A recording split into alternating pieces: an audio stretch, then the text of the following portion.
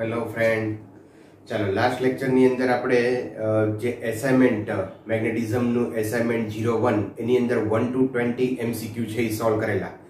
આજે આપણે 21 થી 39 સુધીના MCQ છે સોલ્વ કરશું અને નેક્સ્ટ ડે પછી કમ્પ્લીટ કરશું. ઓકે, તો શરૂ કરી દઈએ આપણે નેક્સ્ટ 21 થી MCQ. તો એક પછી એક MCQ આપણે જોતા જઈએ. મિત્રો 21 MCQ નંબર 21.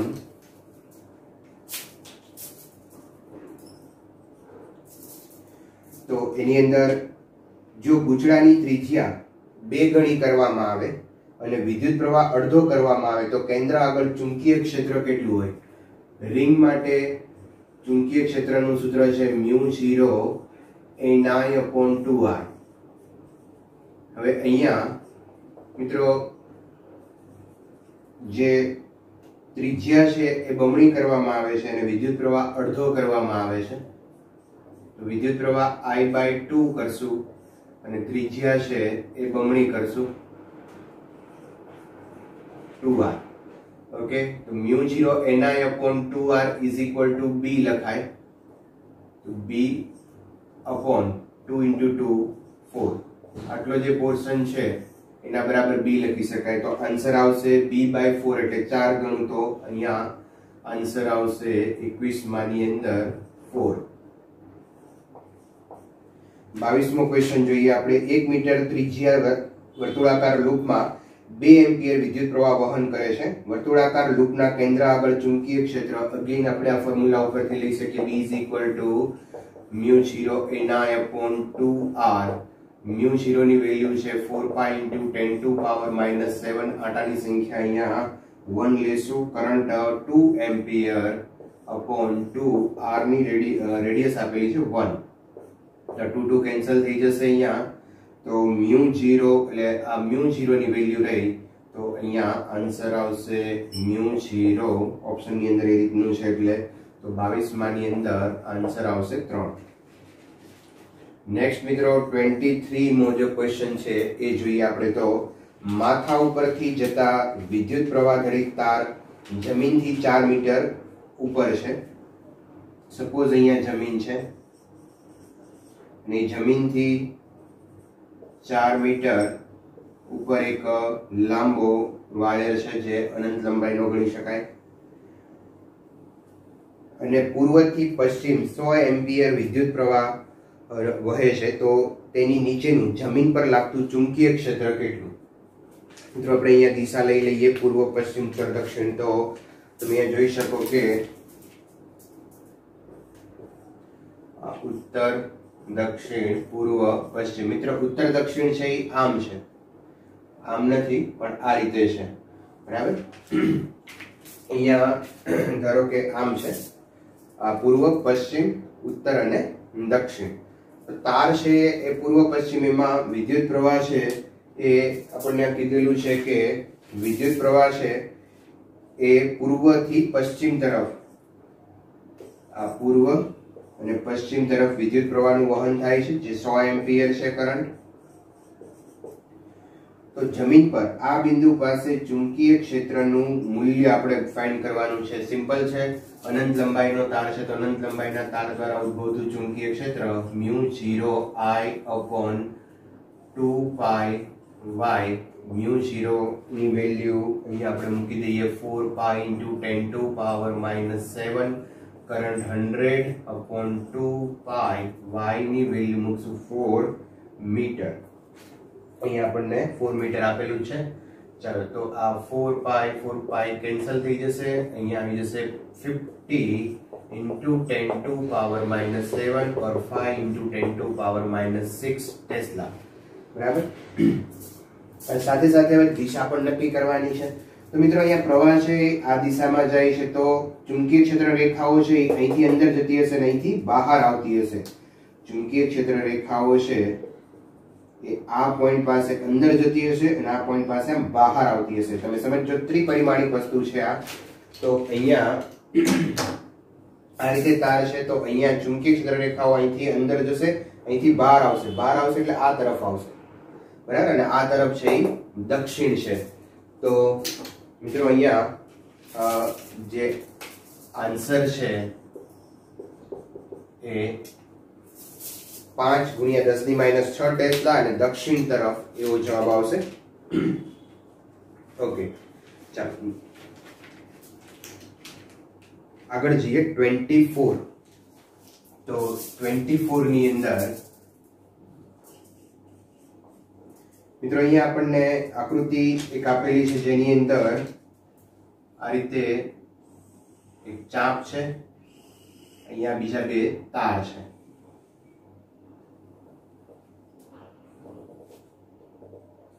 અને અહીંયા આ સી બિંદુ પાસે આપણે ચુંબકીય ક્ષેત્ર છે એ મેળવવાનું છે. આ એંગલ π/2 છે. કરંટની ડિરેક્શન આપેલી છે. હવે આ જે તાર છે એના અક્ષ ઉપર આ બિંદુ સી આવેલું છે. એ જ રીતે આ તારની પણ અક્ષ ઉપર ચુંબકીય ક્ષેત્ર આ બિંદુ સી આવેલું છે. તો આ તારને કારણે જે ચુંબકીય ક્ષેત્ર ઉત્પન્ન થાય 0 હશે, આને કારણે પણ ચુંબકીય ક્ષેત્ર 0 હશે. હવે ચાપને કારણે જે ચુંબકીય ક્ષેત્ર ઉત્પન્ન થાય એ આપણે પોઈન્ટ સી પાસે ગણવું છે. તો ચાપને કારણે ચુંબકીય ક્ષેત્ર μ0I/4πr μ0I ની વેલ્યુ π/2 પાઈ પાઈ કેન્સલ થઈ જશે અહીંયા, અને અહીંયા 4 × 2 8 આવશે. તો μ0I/8r = b. મેગ્નેટિક ફિલ્ડ અહીંયા μ0I/8r હશે.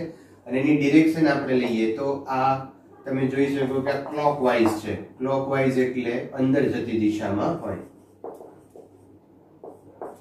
પુસ્તકના પાનાને અથવા તો આ જે બોર્ડનું સમતલ છે એને અંદર જતી દિશામાં ચુંબકીય ક્ષેત્ર હશે.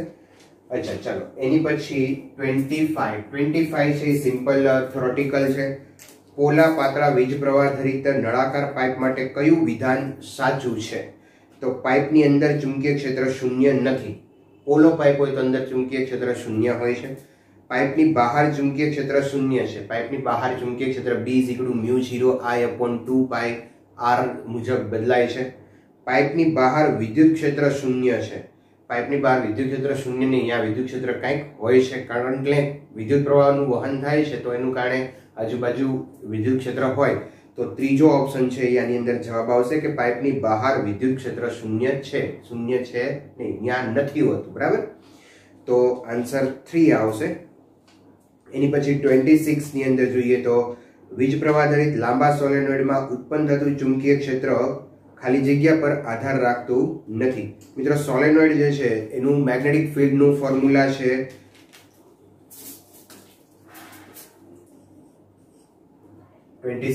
Okay, B = μ0a9/L. તો μ0a9 આ જે છે એકમ લંબાઈ દીઠ આંટાની સંખ્યા છે. તો અહીંયા એકમ લંબાઈ દીઠ આંટાની સંખ્યા પર આધાર રાખતું નથી.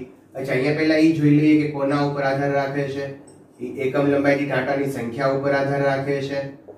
બીજું વિદ્યુત પ્રવાહ ઉપર આધાર રાખે છે.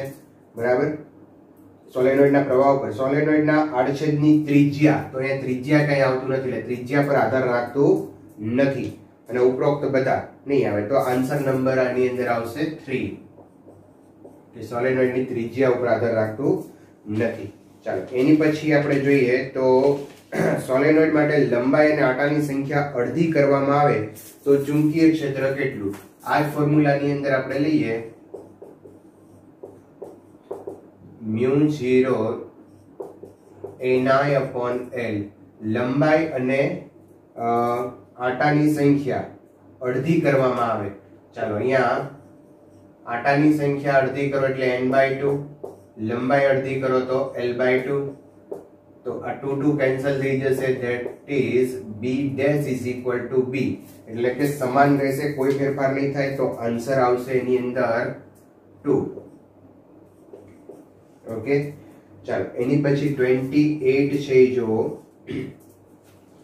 સોલેનોઇડ માટે પ્રવાહ અને આંટાની સંખ્યા બંને બમણી કરવામાં આવે તો પ્રવાહ અને આંટાની સંખ્યા બમણી કરો મિત્રો μ0. તો પ્રવાહ B proportional to n અને I છે, આ બમણું કરવામાં આવે તો 4 ગણું થઈ જાય મેગ્નેટિક ફિલ્ડ છે 4 ગણું થશે તો આન્સર એની અંદર આવશે 4.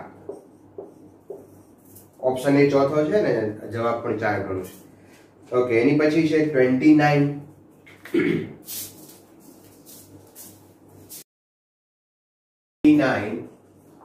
એમાં છે ટોરોઇડ માંથી પસાર થતો પ્રવાહ 1/4 પાઈ એમ્પિયર છે, તો તેને મીટર દીઠ આંટાની સંખ્યા 1000 છે. અક્ષ પર ચુંબકીય ક્ષેત્ર. અચ્છા, ટોરોઇડ માટે ફોર્મ્યુલા છે μ0 ni/2 પાઈ r और μ0 स्मॉल ni. ओके, चलो μ0 ની વેલ્યુ છે 4 પાઈ * 10⁻⁻7. આંટાની સંખ્યા 1000 અને કરંટ આપ્યો છે 1/4 પાઈ. તો અહીંયા 4 પાઈ કેન્સલ થઈ જશે. 1 2 3.8 થી ઓછા કરીએ તો -4 ટેસ્લા.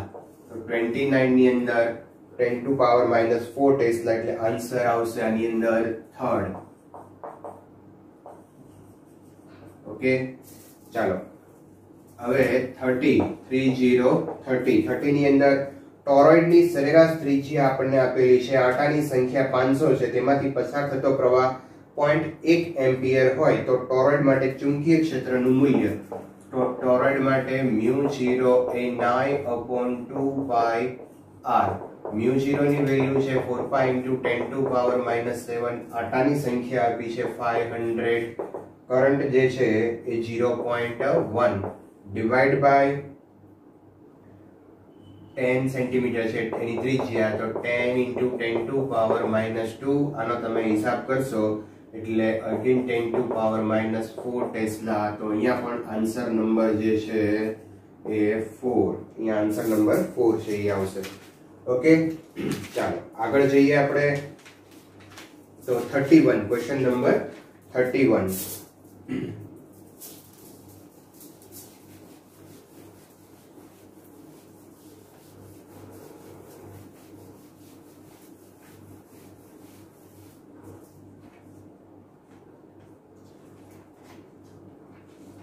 ચાલો ક્વેશ્ચન નંબર 31. તો લાંબા સોલેનોઇડ ની લંબાઈ L, વ્યાસ D, આંટાના સ્તર N છે. દરેક સ્તરમાં N આંટા છે. જો સોલેનોઇડ માંથી પસાર થતો પ્રવાહ I હોય તો કેન્દ્ર પર ચુંબકીય ક્ષેત્ર. સોલેનોઇડ માટેના કેન્દ્ર પર ચુંબકીય ક્ષેત્રનું સૂત્ર છે μ0 એ 9/L. અહીંયા D ના સમપ્રમાણમાં. અચ્છા, અહીંયા તમે જુઓ તો D એટલે વ્યાસ છે.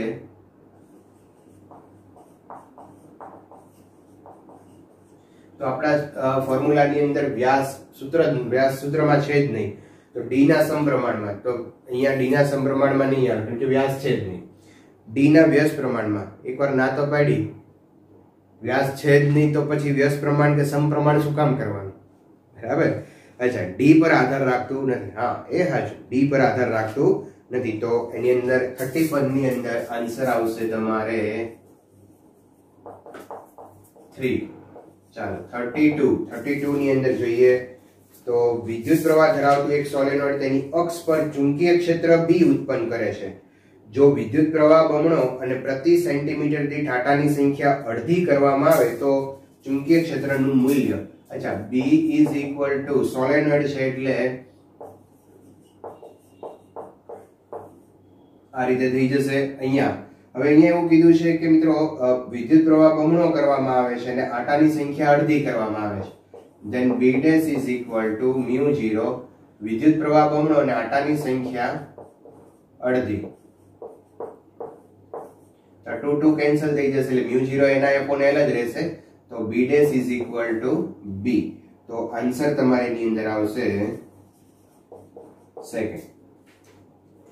ઓકે, ચાલો એની પછી નેક્સ્ટ લઈએ આપણે 33. લાંબા સોલેનોઇડ અને સેન્ટીમીટર દીઠ 200 આંટા છે અને I પ્રવાહ ધરાવે છે. તેની અક્ષ પર ચુંબકીય ક્ષેત્ર આપણને આપેલું છે 6.28 × 10⁻² વેબર પર મીટર સ્ક્વેર. બીજા એક સોલેનોઇડને 100 આંટા છે અને I/3 પ્રવાહ ધરાવે છે. તો તેની અક્ષ પર ચુંબકીય ક્ષેત્ર કેટલું હશે? મિત્રો તમે અહીંયા જોઈ શકો કે જે સોલેનોઇડ નું ચુંબકીય ક્ષેત્રનું સૂત્ર છે μ0ni/L. એની અંદર બે વસ્તુ ચેન્જ થાય છે, એક આટાની સંખ્યા અને પ્રવાહ, અને મેગ્નેટિક ફિલ્ડ આપણને ફાઇન્ડ કરવાનું કીધું છે. તો અહીંયા આપણે આમ લખી શકીએ B proportional to n into I, then B2/B1 is equal to N2/N1 multiply I2/I1. Okay, ચાલો B2 આપણે ફાઇન્ડ કરવાનું છે. B1 એટલે જે ચુંબકીય ક્ષેત્ર આપણને આપ્યું છે 6.28 ગુણ્યા 10⁻². N2 આટાની સંખ્યા બીજામાં આપી છે 100 અને પહેલાની અંદર આપી છે 200 મલ્ટીપ્લાય I2 એટલે આપણે લઈ લેશું I/3, જે કરંટ આપ્યો છે એ I/3 અને I1 એટલે I.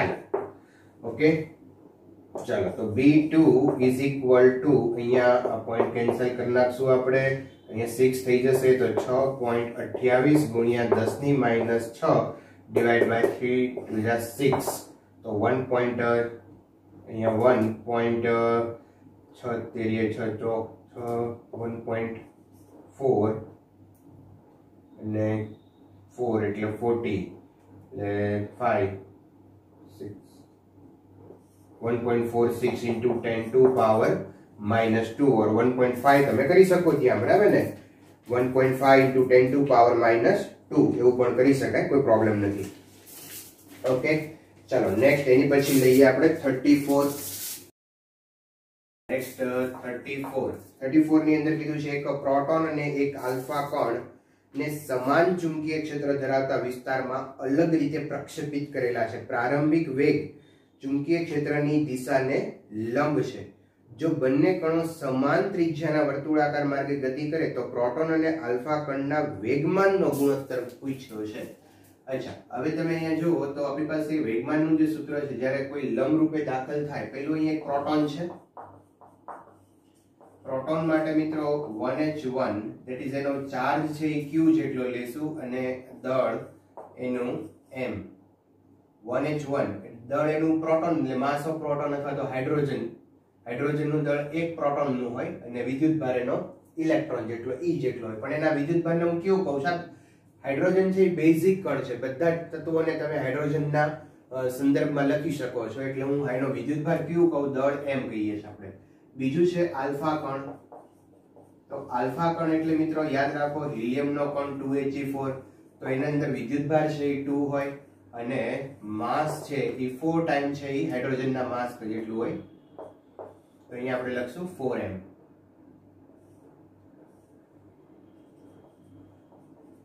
ઓકે, તો વિદ્યુતભાર છે એ 2 હોય 2q અને જે દળ છે એ હાઇડ્રોજનના દળ કરતા 4 ગણું હોય.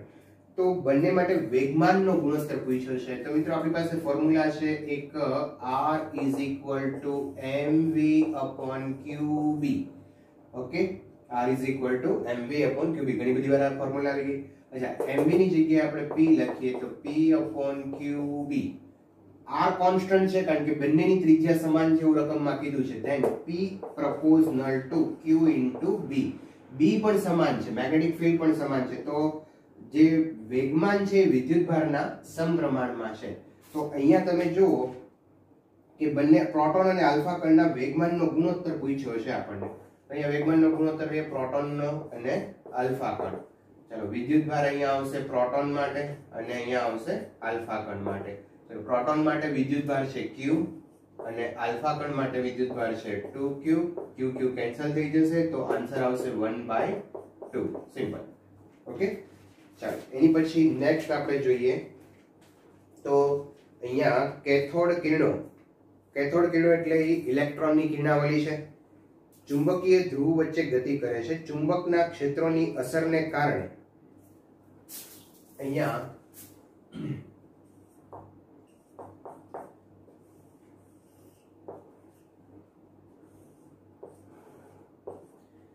કેથોડ કિરણો છે એટલે કે ઇલેક્ટ્રોનની કિરણાવલી છે, આ દિશામાં જાય છે, બરાબર. તો પ્રશ્ન એવો છે કિરણોનો વેગ વધશે, કિરણોનો વેગ ઘટશે, દક્ષિણ ધ્રુવ તરફ કિરણો વિચલન કરશે, કિરણો ઉર્ધ્વ દિશામાં અને કાગળના સમતલને લંબ વિચલન કરશે. તો પહેલી એક વાત કે ઇલેક્ટ્રોનનો માર્ગ આ છે, તો હું જે વિદ્યુત પ્રવાહની દિશા છે આ દિશા લઈ લેશું આપણે.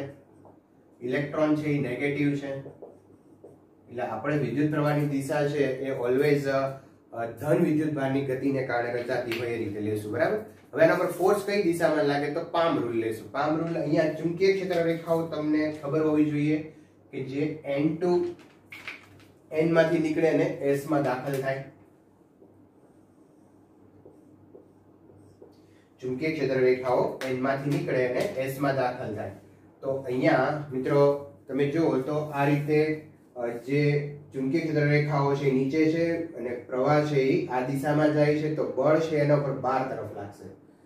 ક્યાં આવશે? બળ 12 તરફ લાગશે. તો અહીંયા આપણે કહી શકીએ કે કિરણો ઉર્ધ્વ દિશામાં, ઉર્ધ્વ દિશા એટલે આ બંને ચુંબક આ રીતે પડ્યા તો ઉર્ધ્વ દિશામાં 12 તરફ, અને કાગળના સમતલને લંબ, અહીંયા આપણે બોર્ડના સમતલને લંબ, બોર્ડના સમતલને લંબ અને બહાર તરફ વિચલન કરશે. તો આન્સર નંબર એની અંદર આવશે 4.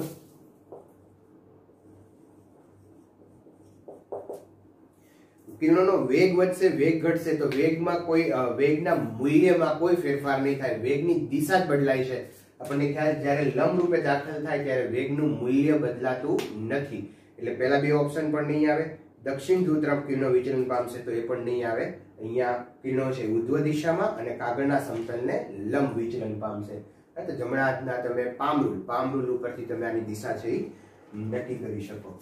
ઓકે, ચાલો એની પછી નેક્સ્ટ લઈએ આપણે 36. તો 36 ની અંદર મિત્રો કીધું છે કે નિયમિત લંબ ચુંબકીય ક્ષેત્રમાં નીચેના કયા વીજભારની પરિભ્રમણ આવૃત્તિ મહત્તમ હશે? અચ્છા, આવૃત્તિનું ફોર્મ્યુલા તમને ખબર હોવી જોઈએ. અહીંયા આવૃત્તિનું ફોર્મ્યુલા છે qB/2πm. તો આવૃત્તિ છે કોના ઉપર આધાર રાખશે? વિદ્યુતભાર, ચુંબકીય ક્ષેત્ર અને દળ ઉપર. અચ્છા, તો અહીંયા આપણને પ્રોટોન, આલ્ફા કણ, ઇલેક્ટ્રોન અને ન્યુટ્રોન આપેલા છે. તો એની આપણે નોટ કરતા જઈએ અહીંયા કે પ્રોટોન એનું વિદ્યુતભાર છે એ q જેટલો છે અને એનું દળ છે એ m લેશું. બીજું છે આલ્ફા કણ, તો એનો વિદ્યુતભાર 2q છે અને દળ છે એ 4m છે. ઇલેક્ટ્રોન, તો એનો વિદ્યુતભાર છે એ -q જેટલો છે અને દળ છે એ me જેટલું છે. આ બધા mp જેટલા પ્રોટોનના દળ છે, આ ઇલેક્ટ્રોનનું દળ છે. ન્યુટ્રોન,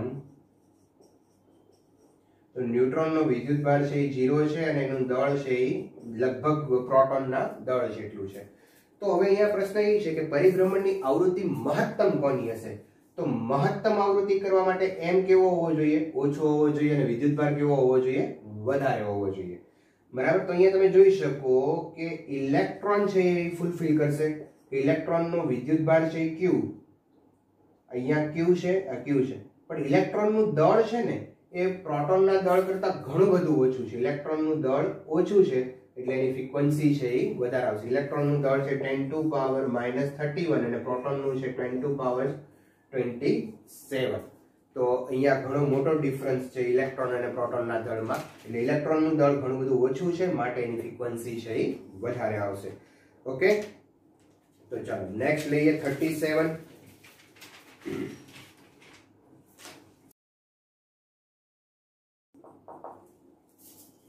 નીચેના પૈકી કયો કણ મહત્તમ ચુંબકીય બળ અનુભવશે જ્યારે તેને ચુંબકીય ક્ષેત્રને લંબ દિશામાં સમાન વેગથી પ્રક્ષેપિત કરવામાં આવે? અચ્છા, ચુંબકીય બળ છે QVB મુજબ ચુંબકીય બળ અનુભવે તો અહીંયા આપણને ખ્યાલ આવી જાય કે બળ છે એ વિદ્યુતભારના સમપ્રમાણમાં છે. તો જેનો વિદ્યુતભાર વધારે હશે એના માટે બળ વધારે અનુભવે. તો બહુ સિમ્પલ અહીંયા આપણને દેખાય છે કે લિથિયમ 3Li6, તો એની અંદર વિદ્યુતભાર છે સૌથી વધારે છે. તો આન્સર આવશે 4. લિથિયમમાં વિદ્યુતભાર બાકીના બધા જ કરતા વિદ્યુતભાર વધારે છે, માટે એના ઉપર બળ સૌથી વધારે લાગશે. સિમ્પલ છે. નેક્સ્ટ આપણે લઈએ 38.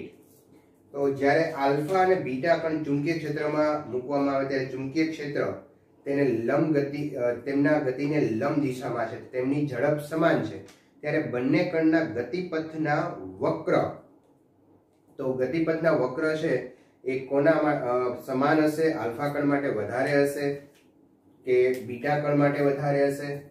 તો જો આલ્ફા કણ ફરી પાછું અહીંયા આપણે વિચારી લઈએ કે આલ્ફા કણ એટલે 2He4 હિલિયમ નો કણ છે જેનો વિદ્યુતભાર 2q છે અને દળ છે એ 4mp છે. અને બીટા કણ જે છે મિત્રો એ ઇલેક્ટ્રોન છે. બીટા કણ એટલે ઇલેક્ટ્રોન, યાદ રાખો. અને એનો વિદ્યુતભાર છે એ -q જેટલો છે અને દળ છે એ me જેટલું ઇલેક્ટ્રોનનું દળ છે. બરાબર. તો અહીંયા કણના ગતિપથ વક્ર.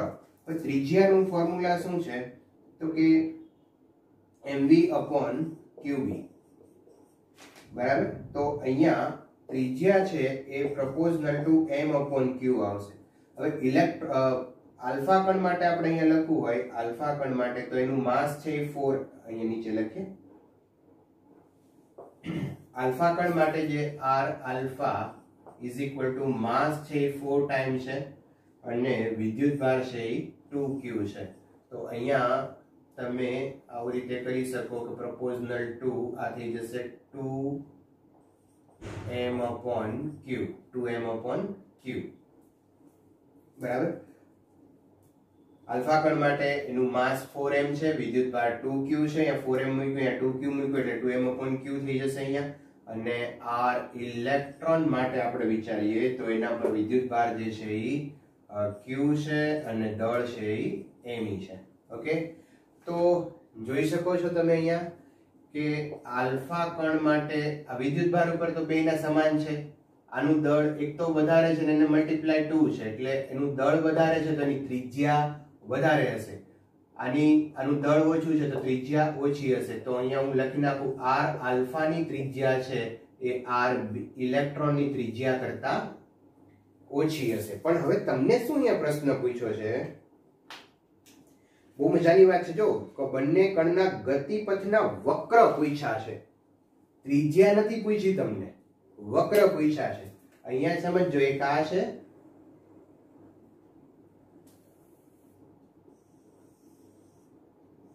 આ r આલ્ફા છે અને આ r ઇલેક્ટ્રોન છે. બરાબર. ઇલેક્ટ્રોનની ત્રિજ્યા ઓછી છે અને ત્રિજ્યા વધારે છે એટલે એ મુજબ કર્યું. તો વક્ર પૂછ્યા છે, આ વક્ર. તો અહીંયા તમે જોઈ શકો કે આ કોનો વક્ર વધારે છે? આનો વક્ર જેની ત્રિજ્યા ઓછી હોય, વક્રતા ચલે છે 1/r.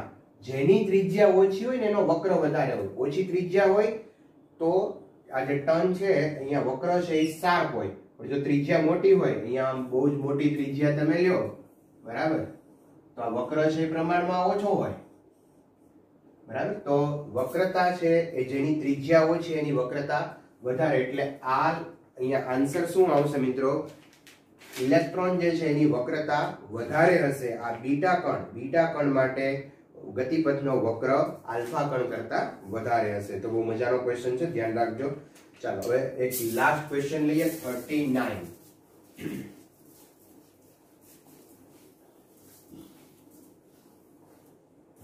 તો 39 ની અંદર અહીંયા એક વેગ આપ્યો છે 2i પ્લસ 3j. વેગથી ગતિ કરતો ઇલેક્ટ્રોન 4k ચુંબકીય ક્ષેત્રમાં 4k ચુંબકીય ક્ષેત્રમાં આવે તો પથ બદલાશે. અહીંયા તમે જોઈ શકો મિત્રો કે જે ચુંબકીય ક્ષેત્ર છે એ z દિશામાં છે અને ઇલેક્ટ્રોન જે દાખલ થાય છે એ xy સમતલમાં થાય છે.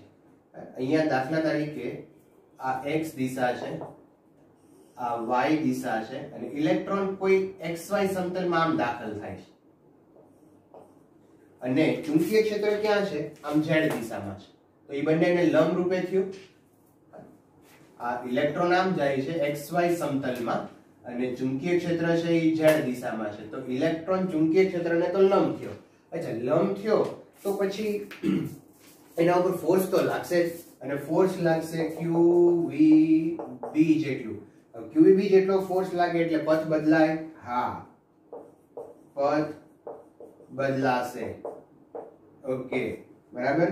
બીજું, ઝડપ બદલાશે નહીં. તો સાચી વાત છે. હા,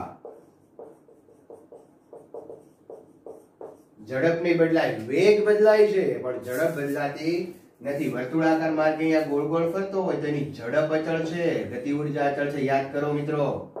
પણ એનો વેગ બદલાય છે. બરાબર. ચાલો નેક્સ્ટ. પથ વર્તુળાકાર હોવો જોઈએ. હા, પથ વર્તુળાકાર હોવો જોઈએ. યસ. વેગમાન અચળ રહેશે. વેગમાન p mv. ચાલો, m અચળ રહે છે. હા, v વેગ અચળ રહે છે. ના, વેગ અચળ નથી રહેતો. વેગની દિશા તો સતત બદલાય છે. એટલે વેગ અચળ નથી તો વેગમાન અચળ નથી. તો આ ખોટું. તો અહીંયા આન્સર આવશે a, b અને c. ત્રણેય જવાબ, ત્રણ વસ્તુ સાચી છે. તો પહેલા, બીજો અને ત્રીજાની અંદર તમે જુઓ તો આન્સર આવશે 3, જેમાં a, b, c ત્રણેય વસ્તુ છે.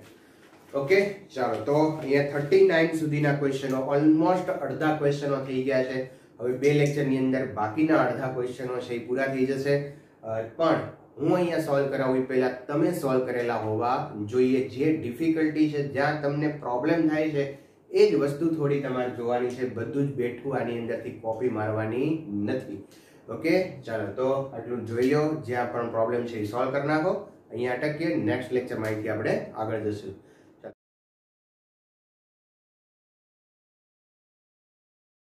Thank you.